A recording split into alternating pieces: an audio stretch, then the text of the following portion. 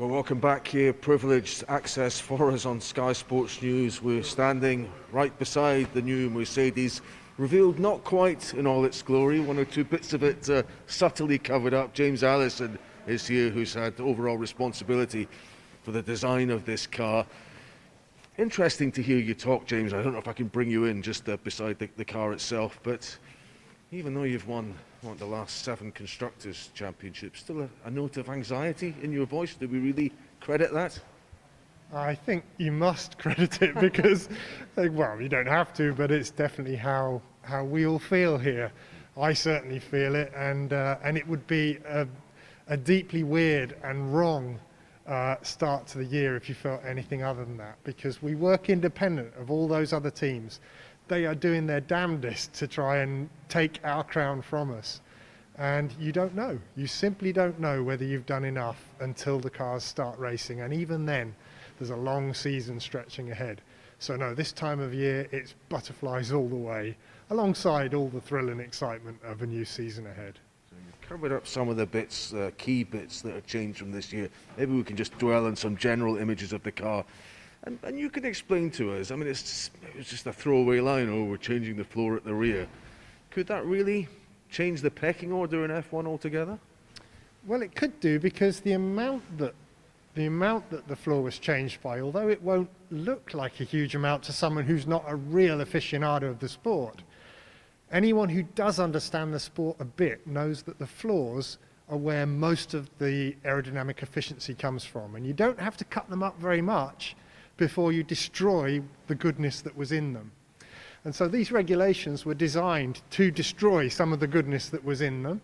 And exactly how the regulation landed on each team, no one knows. We're a low rate car. Everyone knows that we're a car that runs with the back of the car nearer the ground than, say, the Red Bull.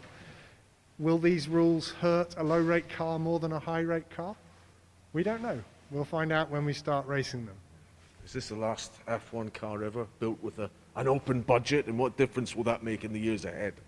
Well, this one's not built with an open budget at all. No, this one is built inside the cost cap regulations. And that will probably be the most profound change in Formula One over the next 12 months and into the years ahead, because it has been, prior to that, an arms race where there were no upper bounds. It's how much resource you can bring. If you can use it to go faster, you can. But in this new world, everyone has got a fixed limit. You may not have the money to get to that limit, but most of the teams do. And therefore, we are pretty much all fighting with the same weapons financially. And the question is, can we use that fixed resource better than our competitors? I suppose the fascinating area of development in this period finally is the engine, because we have this engine freeze.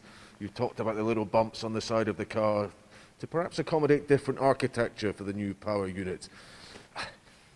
Can someone get an advantage in that area this year, which will, well, see them be the dominant force, possibly even replace yourselves in the years ahead after the freeze?